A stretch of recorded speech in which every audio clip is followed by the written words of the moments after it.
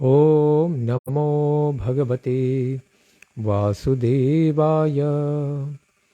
ओम अज्ञानतिमिरन्धस्य ज्ञानाञ्जनशलाकया चक्षुरुन्मिलितं येन तस्मै श्रीगुरवे नमः।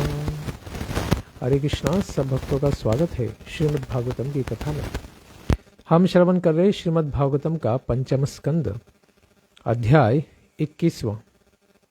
हम ब्रह्मांड की संरचना का वर्णन श्रवण कर रहे हैं।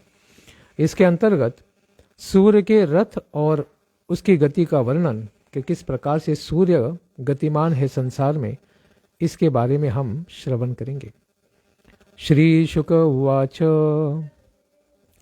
एतावानेव भूवलयस्य सन्निवेशः प्रमाण लक्षणतो व्याख्यातः। सुखदेव गोस्वामी कहते हैं कि राजा परीक्षित, परिमाण और लक्षण के साथ इस भूमंडल का कुल इतना ही विस्तार है, उसे मैंने आपको बतला दिया है। 20 अध्यायों के द्वारा पृथ्वी की मर्यादा यानी सीमा का निरूपण किया गया है 20वें अध्याय में।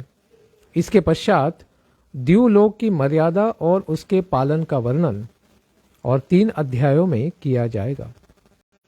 21वें अध्याय में सूर्य के प्रतिदिन घूमने वाले कालचक्र के द्वारा उसकी अपनी गति से तथा राशियों पर होने वाले संचार के द्वारा लोक की व्यवस्था का निरूपण किया जा रहा है। इस तरह भूमंडल का 50 करोड़ योजन विस्तार, इतना विस्तार भूमंडल का है और उसकी ऊंचाई 25 करोड़ योजन है। यानी उसका विस्तार 50 है तो उसके आधे 25 करोड़ योजन उसकी ऊंचाई है। इसी के अनुसार विद्वज्जन ज्ञानी जन द्युलोक का भी परिमाण बताते हैं, यानी पृथ्वी से जो ऊपर का है। जिस तरह मटर आदि के 2 दलों में जो दाल वर्ग होता है वो 2 वर्गों में बांटे जा सकते हैं, इसलिए उन्हें द्विदल अन्न कहते हैं। इन दलों में से एक का स्वरूप जान लेने से दूसरे का भी स्वरूप अपने आप हम जान लेते हैं। उसी तरह भूलोक के भी परिमाण से द्युलोक का भी परिमाण जान लेना चाहिए। इन दोनों के बीच में अंतरिक्ष लोक है बीच में, और यह इन दोनों का संधि स्थान है। यानी दोनों के बीच में जो अंतर है उसी को अंतरिक्ष लोक कहते हैं, जिसमें खेचर वगैरह जो हवा से चलने वाले जीव हैं विचरण करते हैं। इसके मध्य भाग में स्थित ग्रहों एवं नक्षत्रों के स्वामी स्वयं भगवान सूर्य हैं। वे अपने ताप एवं प्रकाश से तीनों लोकों को संतप्त करते हैं, क्योंकि इतनी अग्नि और तेज है कि सारे संसार को वे प्रकाशित करते हैं। ये उत्तरायण और दक्षिणायन तथा विषुपद नामक क्रमशः मंद, शीघ्र और समान गतियों से चलते हैं। तो हम देखते हैं कि किस प्रकार से वह दक्षिणी विभाग में थोड़े से चलायमान होते हैं तो उसको दक्षिणायन कहते हैं, और उत्तर के विभाग में जाने पर उत्तरायण कहते हैं। उसी के अनुसार समयानुसार मकर आदि राशियों में ऊंचे नीचे तथा समान स्थानों में जाकर दिन तथा रात को बड़ा छोटा तथा समान किया करते हैं। तो सारी राशियों में प्रवास करने के कारण फिर दिन और रात्रि भी उनके चलायमान होने से निर्माण होती है पृथ्वी के ऊपर। जब भगवान सूर्यदेव मेष अथवा तुला राशि पर जाते हैं तब दिन और रात बराबर होते हैं। जब वृष आदि 5 राशियों पर चढ़ते हैं तो प्रत्येक मास में रात में एक एक घटी समय घटता जाता है, कम होता जाता है, और उसी हिसाब से दिन में एक एक घटी बढ़ती जाती है। यह खास करके उत्तरायण में होगा। उपर्युक्त अर्थ का ही विस्तार यहाँ पर वर्णन करते हैं। अत्यंत विषमता नहीं होने के कारण समान कहा गया है कि दिन और रात समान समय के हो जाते हैं। यद्यपि वृष तथा मिथुन राशियों में ही दिन बढ़ते हैं, कर्क आदि में तो उनका ह्रास होने लगता है, फिर भी उन राशियों में रात्रि की अपेक्षा दिन के बड़े होने के कारण दिन बढ़ते हैं, यह कहा गया है। इसी तरह रात्रि के बढ़ने पर भी रात दिन की अपेक्षा छोटी होती है। एक एक घटी स्थूल दृष्टि से कहा गया है, क्योंकि वृद्धि और ह्रास प्रत्येक मास में विषम रूप से होते हैं। जब सूर्य भगवान वृश्चिक आदि 5 राशियों पर रहते हैं, तब दिन और रात में इसके विपरीत परिवर्तन होते हैं। सूर्य के दक्षिणायन होने तक दिन बड़े होते हैं और उत्तरायण होने तक रात्रियां बड़ी होती हैं।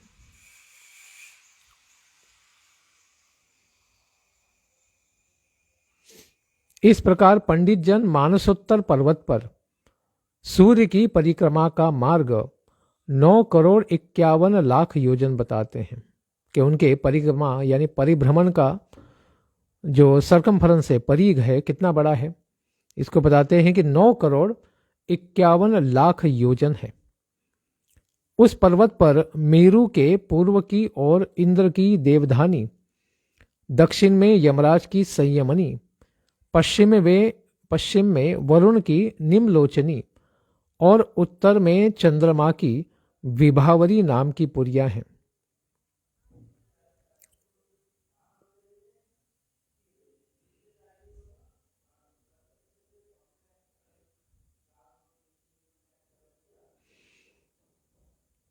यहाँ पर अपेक्षित विशेष बातों को दूसरे पुराणे से हमको विस्तार से जानना चाहिए। उसमें भी आरोहण आदि स्थानों को वायु पुराण में बतलाया गया है। वहां कहा गया है कि हे द्विजश्रेष्ठ, सभी ग्रहों के 3 ही स्थान हैं। बीच का स्थान जरदगव कहा गया है, उत्तर का स्थान ऐरावत कहा गया है तथा दक्षिण का स्थान वैश्वानर कहा गया है। इस तरह मध्यम, उत्तर और दक्षिण ये तीनों मार्ग 3 विधियों के भेद से 3-3 प्रकार के कहे गए हैं। अश्विनी इत्यादि 3-3 नक्षत्रों के द्वारा नागविधि, गजविधि और ऐरावत विधि ये 3 विधियां उत्तर मार्ग में हैं। आर्षभी गोविधि तथा जरदगवी वैशुवत मध्यम मार्ग पर 3 विधियां हैं। अजय विधि, मृग विधि तथा वैश्वानरी विधि ये 3 विधियां दक्षिण मार्ग में हैं। उसके विधियों के भी विषय में कहा गया है। अश्विनी, कृत्तिका और पाम्या यानी भरणी, इन तीनों को नाग विधि कहा गया है। रोहिणी, आर्द्रा तथा मृगशिरा इन तीनों नक्षत्रों को गजविधि कहते हैं। पुष्य, अश्लेषा तथा आदित्य देवतक नक्षत्र को ऐरावती विधि कहा गया है। ये तीनों विधियां उत्तर मार्ग कही जाती हैं। पूर्वा फाल्गुनी, उत्तरा फाल्गुनी एवं मधा इन 3 नक्षत्र को आर्ष विधि कहा जाता है। हस्त, चित्रा और स्वाति इन तीनों नक्षत्रों को गो विधि कहते हैं। ज्येष्ठा, अनुराधा और विशाखा इन तीनों नक्षत्रों को जारद गवी विधि कहते हैं। ये तीनों विधियां मध्यम मार्ग में कही जाती हैं। मूल, पूर्वाषाढ़ा तथा उत्तराषाढ़ा इन 3 नक्षत्रों को अज विधि कहा गया है। श्रवण, धनिष्ठा तथा शतभीषा इन तीनों नक्षत्रों को मार्गी विधि कहते हैं। पूर्वा भाद्रपद एवं उत्तरा भाद्रपद तथा रेवती इन 3 नक्षत्रों को वैश्वानरी विधि कहा गया है। इन तीनों विधियों को दक्षिण मार्ग कहा जाता है। यम देवताक भरणी, अदिति देवताक आदित्य और पुनर्वसु, मार्गी अर्थात मृगी इस तरह से रहने पर उत्तरायण में ध्रुव के द्वारा युगाक्ष करोड़ से निबद्ध वायु के 2 पाशों द्वारा खींचे जाने पर रथ का आरोहण होता है। उस समय भी आभ्यंतर मंडल में प्रवेश होने से रथ की गति मंद हो जाती है, क्योंकि सूर्य देवता अपने रथ पर विराजमान होकर ही ब्रह्मांड में विचरण करते हैं। उस समय दिन बड़ा होता है और रात छोटी होती है। दक्षिणायन में पाश की प्रेरणा से अवरोहण में बाह्य मार्ग में प्रवेश होता है तथा गति अत्यंत तीव्र हो जाती है। इस तरह दिन और रात्रि में परिवर्तन होता है। वैशुवत में पाश की समता के कारण मध्य मंडल में प्रवेश होता है, गति में समता आ जाती है। अतएव दिन और रात दोनों समान होते हैं। और दूसरे पुराण में भी कहा गया है कि जब ध्रुव के द्वारा अधिष्ठित दोनों पाश खींचे जाते हैं, उस समय सूर्य भीतरी मंडलों में भ्रमण करते हैं। जब ध्रुव दोनों पाशों को छोड़ देते हैं, उस समय सूर्य बाहरी मंडलों में भ्रमण करते हैं। इस बात को भी कहा गया है। सूर्योदय तथा सूर्यास्त को बतलाने के लिए कहा गया है कि उस मानसोत्तर पर्वत पर मेरु के पूर्व इंद्र की पुरी बतलाई गई है।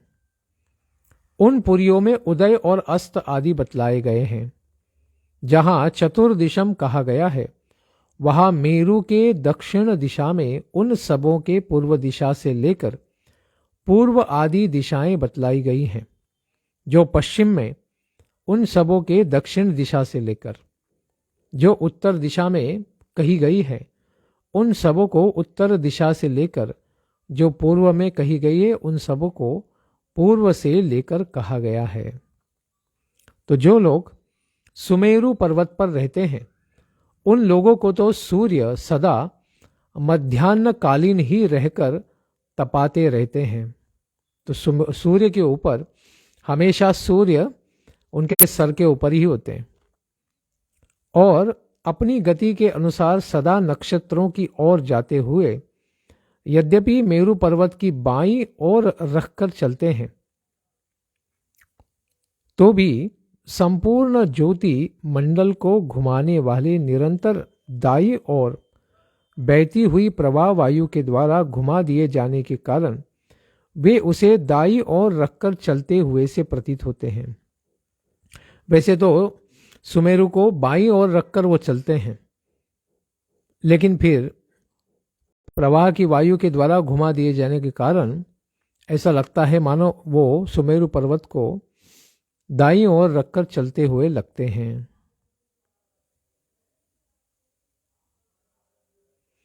इसी को विस्तार से बताते हैं कि तत्रत्यानाम अर्थात मेरु पर्वत पर रहने वालों को अपनी गति से नक्षत्रों की ओर जाते हुए यद्यपि मेरु को बाएं रखकर जाते हैं, फिर भी प्रदक्षिणावर्त चलने वाली प्रवाह नामक वायु के द्वारा घुमाए जाने वाले ज्योतिर्मंडल के कारण लगता है कि ये मेरु को दाएं रखकर चलते हैं। अतएव चक्र गति के कारण दूर से लगता है कि इनका उदय पृथ्वी से सटकर हो रहा है। मध्याह्न के समय लगता है सूर्य आकाश के बीच में आ गए हैं। सूर्यास्त के समय लगता है कि जैसे ये पृथ्वी में ही समा गए, अंदर चले गए। उससे अत्यंत दूर चले जाने पर आधी रात प्रतीत होती है। समुद्र के तट पर स्थित होकर देखने पर लगता है कि ये जल से ही उदित हो रहे हैं। इसलिए श्रुति कहती है, अद्भ्यो वा एष प्रातरुदेति अपः सायं प्रविशति। अर्थात ये सूर्यदेव प्रातः जल के भीतर से उदित होते हैं और सायंकाल जल में प्रवेश कर जाते हैं। अप यानी जल।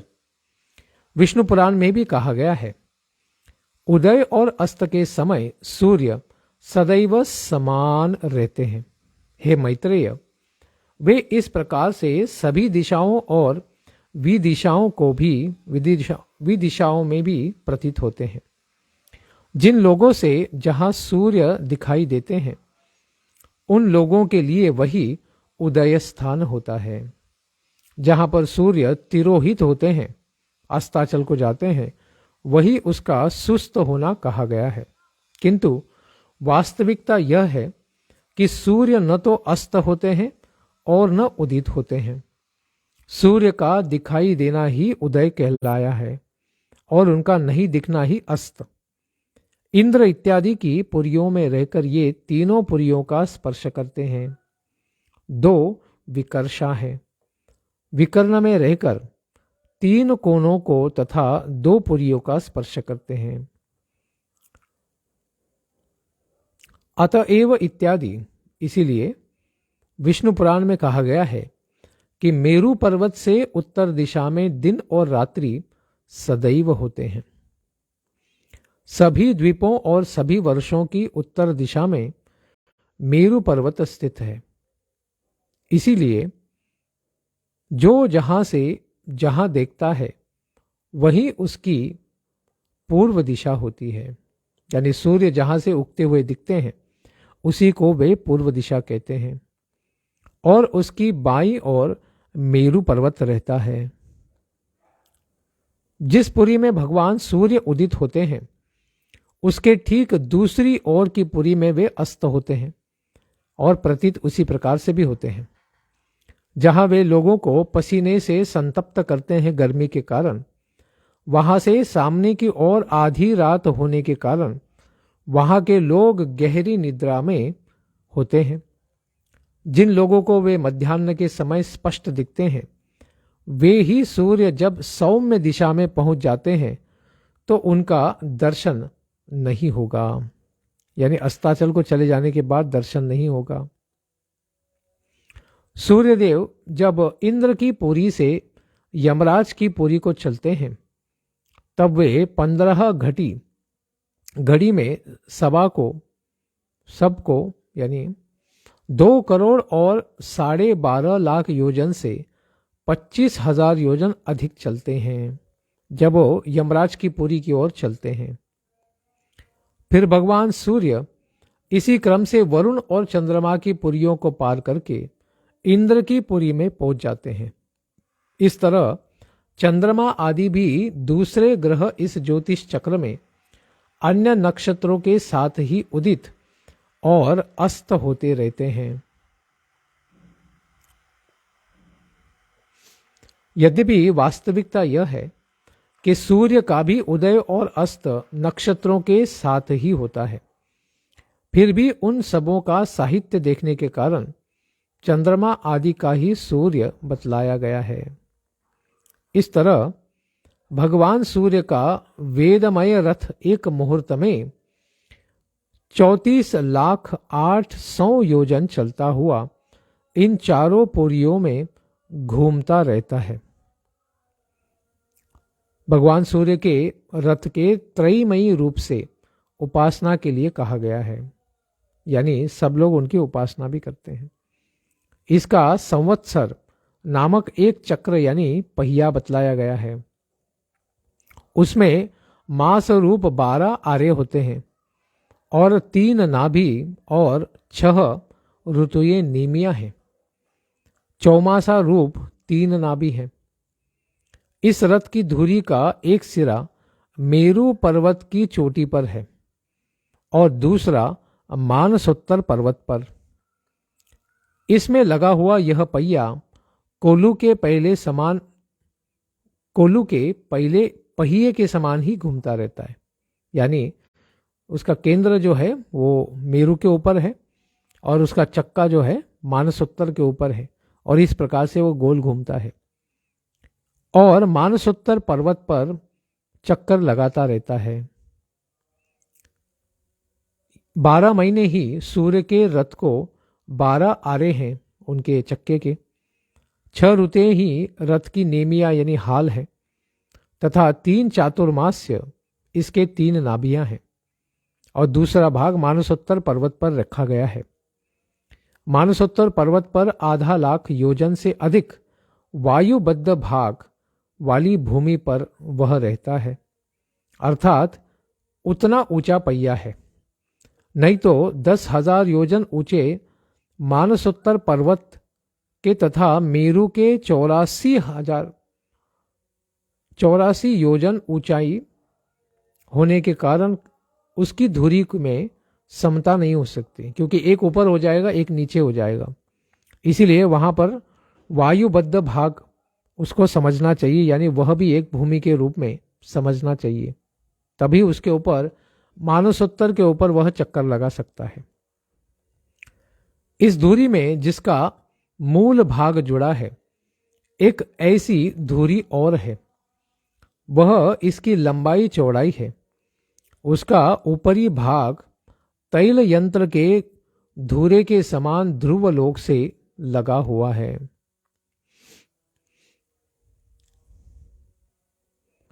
इस रथ में बैठने का स्थान 36 लाख योजन लंबा और 9 लाख योजन चौड़ा है। उस रथ को खींचने वाले 7 घोड़े के नाम गायत्री इत्यादि छंदों के नाम ही हैं, और उन सबों को अरुण नामक सारथी ने रथ में नांद रखा है।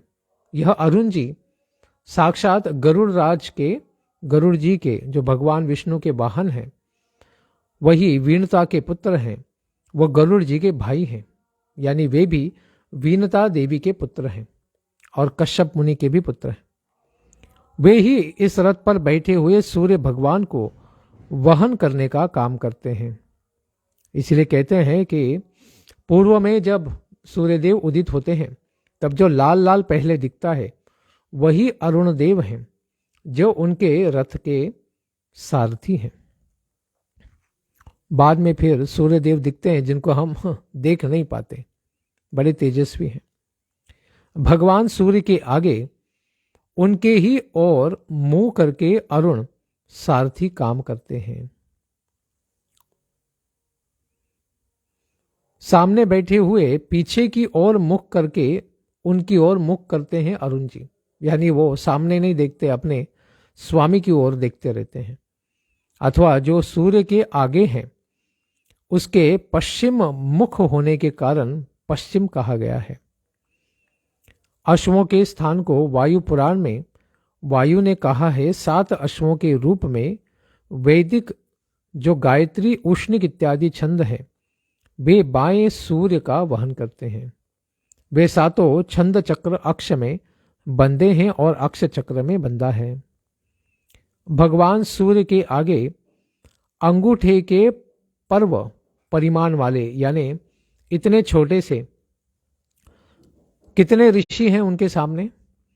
कहते हैं कि 60,000 ऋषिगण स्वस्ति वाचन के लिए नियुक्त हैं, और भगवान सूर्य देव का वे लोग गुणगान करते रहते हैं। वे सूर्य देव की ही स्तुति करते हैं।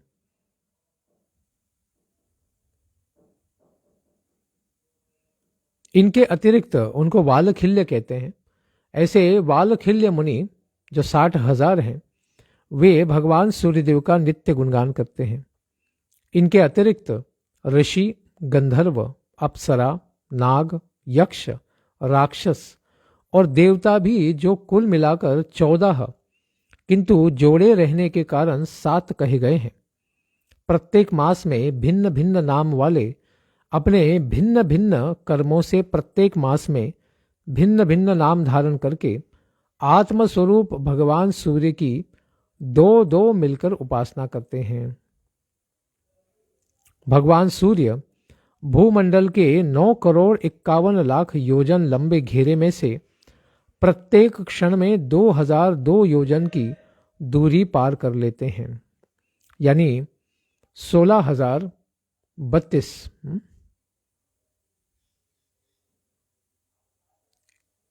मील इतना अंतर पार कर लेते हैं प्रत्येक क्षण में। इतना जोर से उनका रथ चलता है। इस प्रकार से सूर्यदेव की गति किस प्रकार से ब्रह्मांड में चलती है, इसका वर्णन इस 21वें अध्याय में किया गया है। इसके पश्चात भिन्न भिन्न ग्रहों की स्थिति और उनके गति का वर्णन, यह अध्याय है 22वां। राजा परीक्षित कहते हैं, भगवान सुखदेव गोस्वामी, आपने जो कहा कि यद्यपि भगवान सूर्य राशियों की ओर जाते हुए मेरु और ध्रुव को दाईं ओर रखकर चलते हुए प्रतीत होते हैं, किंतु वास्तविकता है कि उनकी गति तो दक्षिणावर्त ही होती है, यानी मेरु को बाएं रखते हुए वे लोग चलते हैं। इस विषय को हम लोग कैसे अनुमान करें, किस प्रकार से हम इसे समझ सकते हैं। इस 22वें अध्याय में सोम, शुक्र आदि ग्रहों का उत्तरोत्तर स्थान वर्णित किया गया है और उन ग्रहों की भिन्न भिन्न गतियों मनुष्यों के लिए इष्ट और अनिष्ट किस प्रकार से है, इसको भी बतलाया गया है। क्योंकि व्यक्ति का जो वर्तमान और भविष्य है, यह सब ग्रहों की गति पर ही निर्धारित किया गया है। राशियों के सम्मुख तथा वामावर्त जो बतलाया गया, दक्षिणावर्त नहीं। यह जो आपने कहा है, इस बात को हम कैसे जान सकते हैं? क्योंकि यह बात तो विरुद्ध लगती है कि कोई बाईं ओर रखकर प्रदक्षिणा करता है, वह दाईं ओर करते हुए किस प्रकार से दिखेगा? तो इसका उत्तर देते हैं शुकदेव गोस्वामी जी। वे कहते हैं, जैसे कुम्हार के चाक पर बैठकर उसके साथ घूमने वाली चींटी आदि को अपनी गति उससे भिन्न प्रतीत होती है, क्योंकि भिन्न भिन्न कालों में उस चक्र के भिन्न स्थानों में देखी जाती है।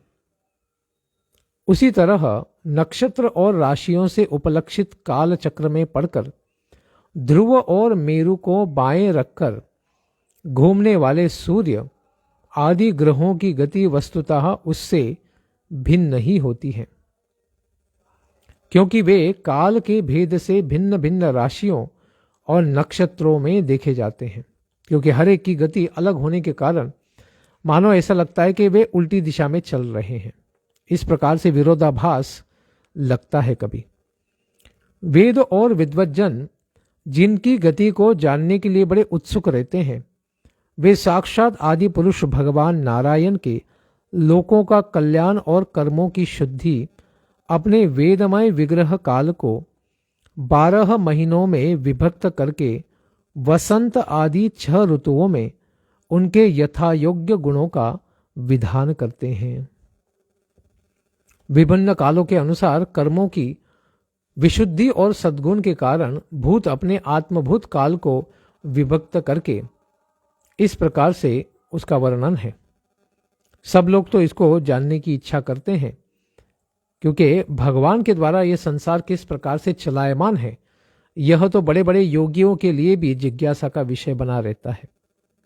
इस श्लोक में वर्णाश्रम धर्म का अनुसरण करने वाले पुरुष वेद त्रयी के द्वारा प्रतिपादित छोटे बड़े कर्मों के द्वारा इंद्र आदि देवताओं के रूप में तथा योग के साधनों द्वारा अंतर्यामी रूप में उनकी आराधना करके आसानी से परम पद को प्राप्त कर सकते हैं। वर्णाश्रम धर्म में भी जो कर्म हैं, वे सब भी भगवान विष्णु की प्रसन्नता के लिए ही हम कर रहे हैं। इस प्रकार का भाव रखने से भक्ति भाव उत्पन्न होता है और भगवान की भक्ति प्राप्त करके व्यक्ति भगवान के ही परम पद वैकुंठ को प्राप्त कर सकता है। भगवान सूर्य संपूर्ण लोकों की आत्मा है। वे पृथ्वी और द्युलोक के मध्य में स्थित आकाश मंडल के भीतर काल चक्र में स्थित होकर 12 महीनों का भोग करते हैं, जो संवत्सर के अवयव हैं और मेष आदि राशियों के नाम से प्रख्यात हैं। उनमें से प्रत्येक महीने चंद्रमा के मान से शुक्ल और कृष्ण 2 महीनों के होते हैं। पितरों के मान से 1 रात और 1 दिन का एवं सौर मान से 2.25 नक्षत्रों का होता है। संवत्सर के 6 अंश का सूर्य भगवान सूर्य भोगते हैं। संवत्सर के उस अवयव को ऋतु शब्द से अभिहित किया जाता है, यानी एक ऋतु है वह 2 महीने तक चलता है। इस प्रकार से एक वर्ष में 6 ऋतु होते हैं। आकाश में भगवान सूर्य का जितना मार्ग है, उसके आधे भाग को वे जितने समय में पार कर लेते हैं, उस काल को अयन कहते हैं। तो एक दक्षिणायन और एक उत्तरायण होता है। जितने समय में भगवान सूर्य अपनी मंद, तीव्र और समगति के द्वारा स्वर्ग और पृथ्वी मंडल के सारे पूरे आकाश का चक्कर लगा जाते हैं, उतने समय को संवत्सर, परिवत्सर, ईड़ावत्सर, अनुवत्सर और वत्सर कहते हैं।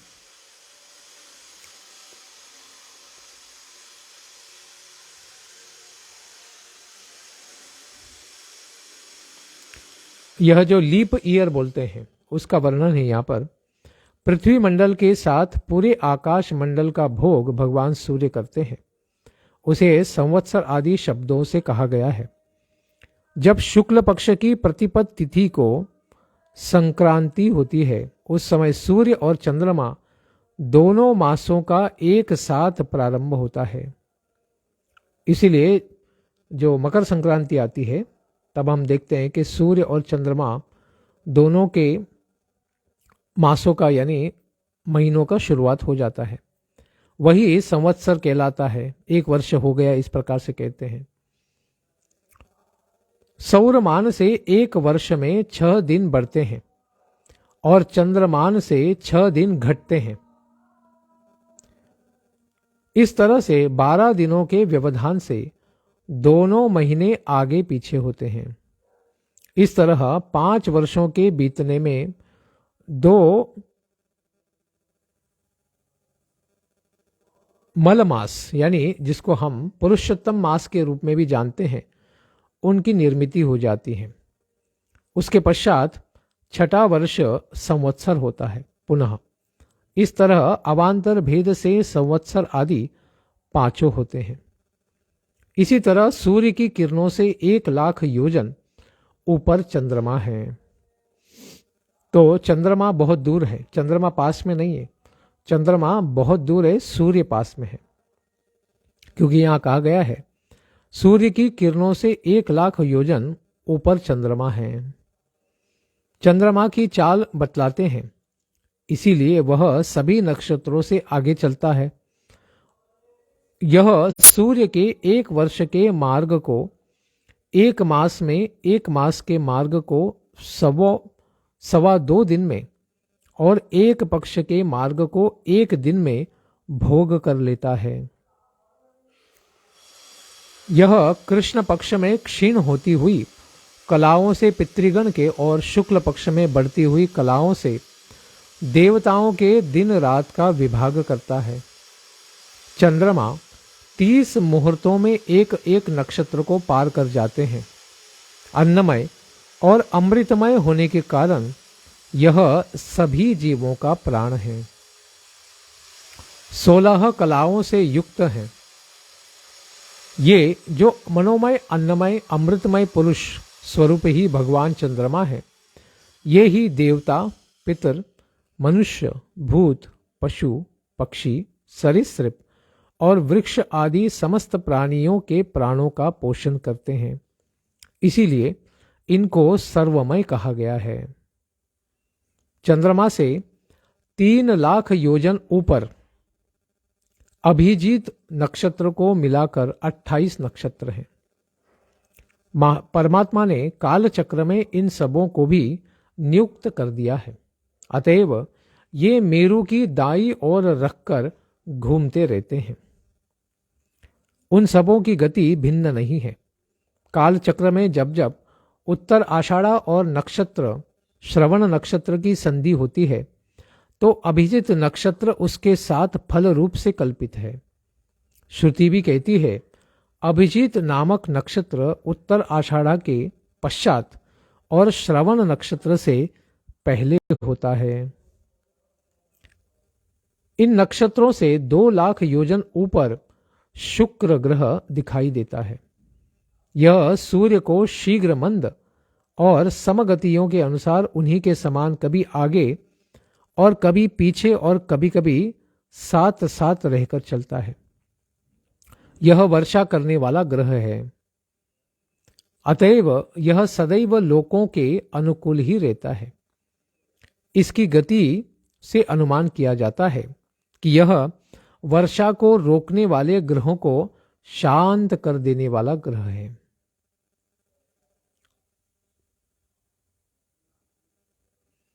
शुक्र की गति के साथ ही बुध की भी व्याख्या हो गई है, अर्थात शुक्र के ही समान बुध की भी गति बताई गई है। या फिर समझ लेनी चाहिए। बुध चंद्रमा का पुत्र है, सोमदेव का पुत्र है और शुक्र से 2 लाख योजन ऊपर है। यह प्रायः मंगलकारी है, किंतु जब सूर्य की गति का उल्लंघन करते चलता है तब वह बहुत आंधी, बादल और सूखे की सूचना देता है जब वह सूर्य के आगे चलता है। बुध के 2 लाख योजन ऊपर मंगल ग्रह है। यदि वह वक्री न हो तो एक एक राशि को 3-3 पक्ष में भोगता हुआ 12 राशियों को पार करता है। यह अशुभ ग्रह है, नाम मंगल है लेकिन अशुभ ग्रह है और प्रायः अमंगल का ही सूचक है। मंगल के 2 लाख योजन की दूरी पर भगवान देवताओं के गुरु बृहस्पति हैं। ये ही वक्र गति से न चले तो एक एक राशि को एक एक वर्ष में भोगते हैं। यह ब्राह्मण वंश के लिए प्रायः अनुकूल रहते हैं क्योंकि वे स्वयं ही ब्राह्मण हैं। बृहस्पति से 2 लाख योजन ऊपर शनैश्चर प्रतीत होते हैं। वे एक एक राशि पर 3 मासों तक रहा करते हैं। इनको सभी राशियों को पार करने में लंबा समय 30 वर्ष लग जाते हैं। वे प्रायः सबों के लिए अशांतिकारक हैं। इस प्रकार से शनिदेव सबके ऊपर कुदृष्टि रखते हैं, इस प्रकार से लोग मानते हैं। शनैश्चर के ऊपर 11 लाख योजन की दूरी पर कश्यप आदि सप्तर्षि गण हैं जो 7 में गिनने पर 7 हैं। ये सभी लोगों की मंगल कामना करते हुए भगवान विष्णु के परम पद ध्रुवलोक की ही प्रदक्षिणा करते रहते हैं। इस प्रकार से यह चंद्रमा की गति और नक्षत्रों के साथ बाकी ग्रहों की स्थिति किस प्रकार से है, उन दोनों का भी वर्णन यहाँ पर किया गया है। इसके पश्चात ब्रह्मांड की संरचना का वर्णन हम आगे श्रवण करते रहेंगे कल के प्रातःकालीन सत्र में ठीक 7 बजे। धन्यवाद। हरे कृष्णा। ग्रंथराज श्रीमद् भागवतम की जय। निताय गौर प्रेमानंदे। हरि हरि बोल। जय जय श्री राधे श्याम।